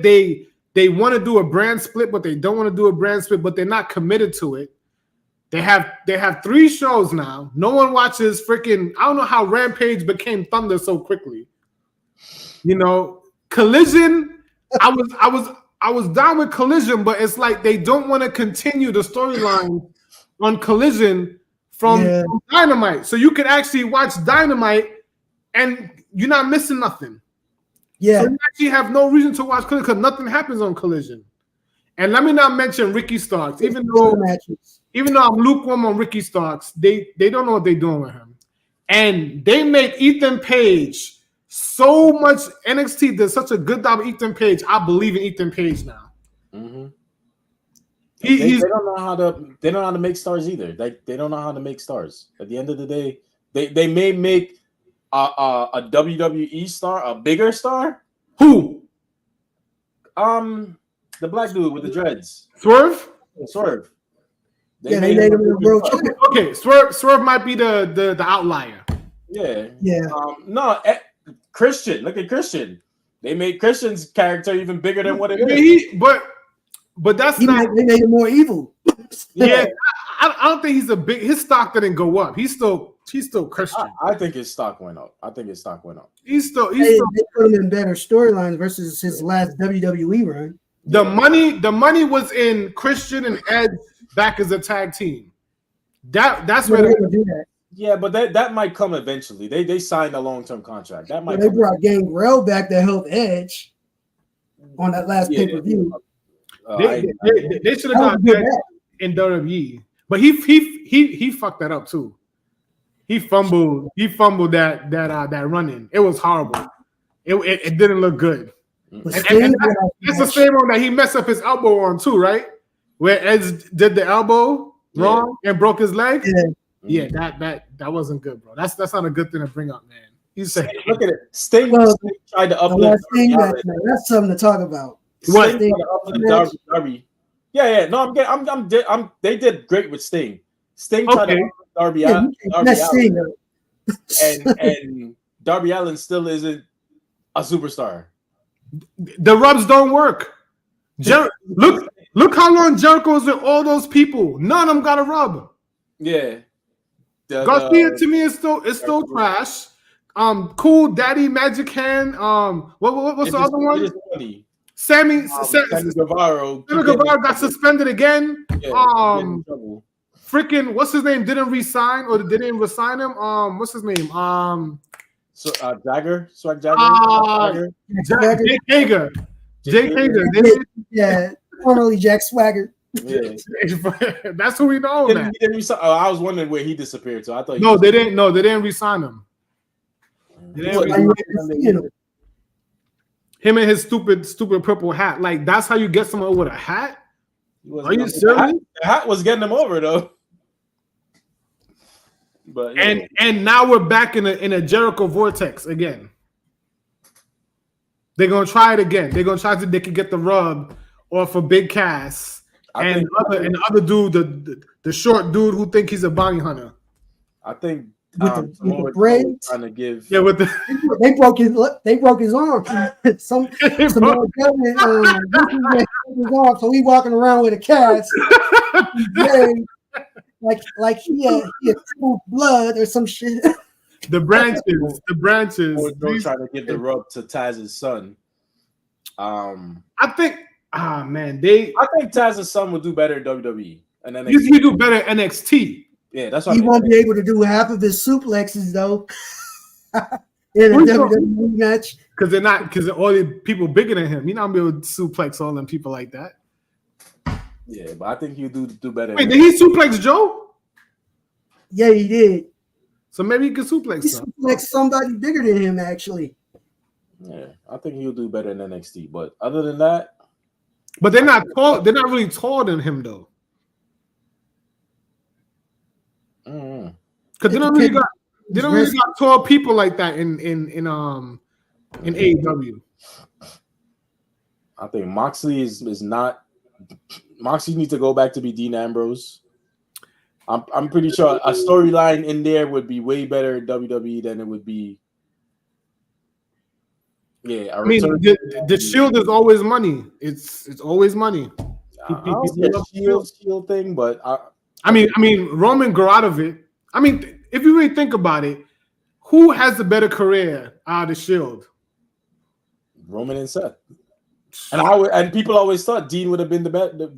I thought Dean was the leader, and I thought Dean was the full hardcore wrestler that he is in WWE in a PG era. Remember the catastrophe of a match, quote unquote hardcore match between him and Brock at Mania. It was horrible. You couldn't even use the barbed wire bat. Well, it didn't be blood. I don't remember who they blame. I think they blame I think they blame Brock for not wanting to do business, or he didn't respect Dean or something. I don't know who to blame for that one. Yeah, it was a combination of a lot of things, and policy goes into it. And to be fair, the era wasn't the Vince McMahon era wasn't all that coming down to the PG era. I mean, it's the PG era. Vince did what he had to do. It's time for him to retire. Well, he out now, but he was good for what he did, and now we're here, and things are looking good. All right, everyone's final thoughts. I appreciate you guys joining me on my first wrestling stream, and I don't know if I'm gonna have many more of it. I'm gonna see what the feedback is. We're going on a 2-hour mark, so we're gonna go with the final thoughts. Who want to go first? Whenever I don't know, close it out. Go ahead, Black. Well, I'm gonna close it out. So go ahead. Final thoughts. WCW is, hey, it's just a footnote in pro wrestling history, just like ECW was. I personally think ECW was better but that's just me being a hardcore fan. It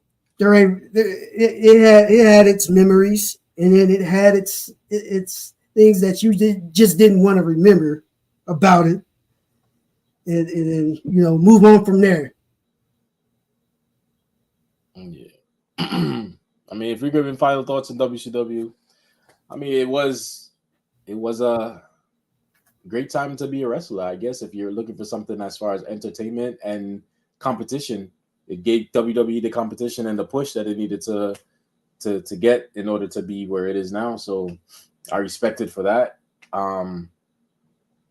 My introduction to wrestling was WCW with Goldberg, and then into WWE. So I can't hate it fully for that. I mean, I can't fully hate it. So yeah, I mean, WCW was what it was. And like I said, to me, it was my introduction to WWE. I mean, to wrestling.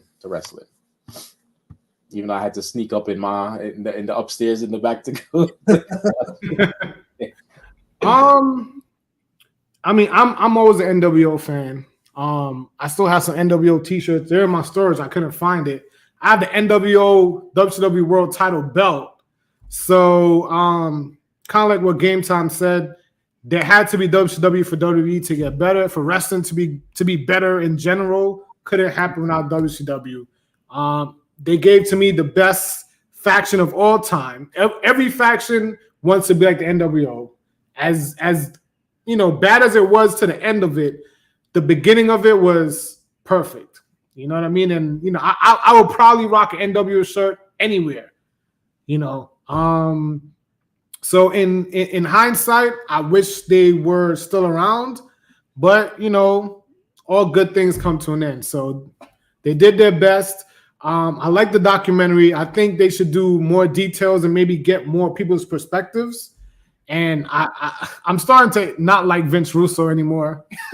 Like I didn't really I'm really starting to side with Bischoff and Cornette when they say that he's not a good human being at all and that he can't be trusted. But that man said he was better than 80% of the locker room. Something is wrong with him. All right, guys. Thank you so much. I'm going to end the stream. I do have some sound bites. Oh, shit. Now, let me know if y'all heard that. We heard it. I wanted to try it out, but I didn't know the right time. I was trying to get some wrestling-based ones, but I just didn't have enough time. So I appreciate you guys. Thank you for coming on. Oh, that one didn't work. Let me see. What else I have? Be gone! All right, we don't want to play that one. But anyway, thank you guys. Hit the like button, the subscribe button, and we are out of here.